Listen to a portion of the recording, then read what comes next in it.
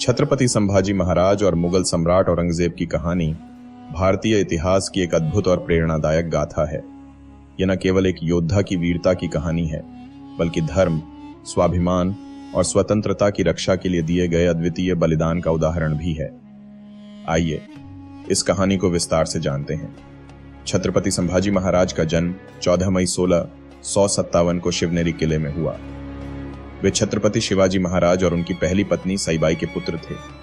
बचपन से ही संभाजी महाराज एक बहादुर और बुद्धिमान बालक थे। उनकी शिक्षा दीक्षा काफी व्यापक थी। वे संस्कृत, मराठी, हिंदी, फारसी और तुर्की भाषाओं के झांता थे। उन्होंने युद्ध कला के साथ साथ साहित्य और राजनीति में भी महारत हासिल की। छोटी उम्र में ही उनकी मां का निधन हो गया, जिसके बाद उनकी परवरिश उनकी दादी जीजाबाई ने की। हालांकि शिवाजी महाराज के अन्य सरदारों और कुछ पारिवारिक सदस्यों के कारण संभाजी महाराज को बचपन में कई बार संघर्षों का सामना करना पड़ा। उन्हें कुछ समय के लिए मुगलों के साथ रहना पड़ा, लेकिन इस दौरान उन्होंने दुश्मनों की रणनीतियां समझी और अपने नेतृत्व को और मजबूत किया। 1680 में छत्रपति शिवाजी महाराज की मृत्यु के बाद संभाजी महाराज को मराठा साम्राज्य की बागडोर संभालनी पड़ी।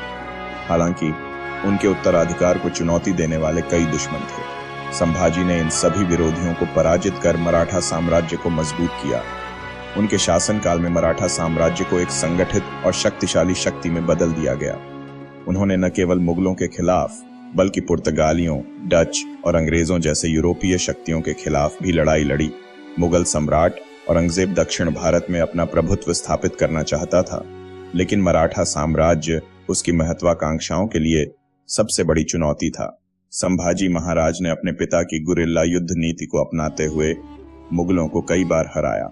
औरंगजेब ने विशाल सेना के साथ दक्षिण भारत पर आक्रमण किया। उसने मराठा किलों को घेरने और उन्हें कमजोर करने की योजना बनाई, लेकिन संभाजी महाराज ने अपनी कुशल रणनीति और युद्ध कला से मुगलों को बार बार पराजित किया। 1889 में औरंगजेब ने छल और विश्वासघात का सहारा लिया। एक मराठा सरदार ने गद्दारी करते हुए मुगलों को जानकारी दी कि संभाजी महाराज संगमेश्वर में हैं। औरंगजेब ने अपने सैनिकों को वहां भेजा और अचानक हुए हमले में संभाजी महाराज और उनके मित्र कवि कलश को बंदी बना लिया गया। संभाजी महाराज को औरंगजेब के सामने पेश किया गया। तब औरंगजेब ने उन्हें इस्लाम धर्म अपनाने और मुगलों की अधीनता स्वीकार करने का प्रस्ताव दिया। बदले में उसने वादा किया कि उन्हें रिहा कर दिया जाएगा और उन्हें मुगल दरबार में ऊंचा स्थान मिलेगा, लेकिन संभाजी महाराज ने इनकार कर दिया। उन्होंने गर्व से कहा, हम मराठा हैं, हमारा सिर कट सकता है, लेकिन हम धर्म और मातृभूमि के साथ विश्वासघात नहीं कर सकते। औरंगजेब ने उन्हें क्रूर यातनाएं दी। उनकी आंखों के सामने उनके मित्र कवि कलश को यातना देकर मार दिया, लेकिन इन सभी यातनाओं के बावजूद संभाजी महाराज ने हार नहीं मानी और अपने धर्म और सम्मान के लिए अडिग रहे।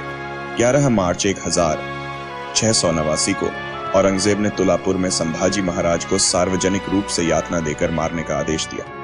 उनकी मृत्यु बेहद क्रूर थी। उनके शरीर के टुकड़े टुकड़े कर दिए और उन्हें अपमानित करने के लिए खुले में फेंक दिया गया।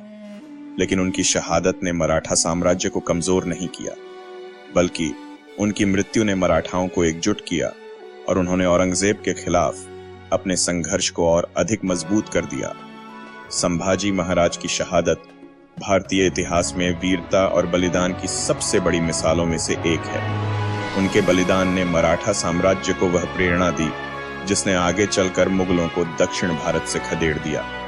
उनका जीवन हमें यह सिखाता है कि धर्म, स्वाभिमान और मातृभूमि की रक्षा के लिए अपने प्राणों की आहुति देना सबसे बड़ा कर्तव्य है। तो दोस्तों, उम्मीद करता हूं कि आपको आज की वीडियो पसंद आई होगी।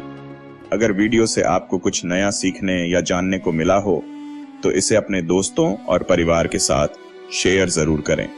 आपके प्यार और सपोर्ट से ही यह चैनल आगे बढ़ रहा है, तो चैनल को सब्सक्राइब करना मत भूलें और हाँ, बेल आइकन दबाना मत भूलिएगा ताकि कोई भी वीडियो आप मिस न करें। जल्द ही मिलते हैं एक और मजेदार वीडियो के साथ। तब तक अपना ख्याल रखें और मुस्कुराते रहें। धन्यवाद।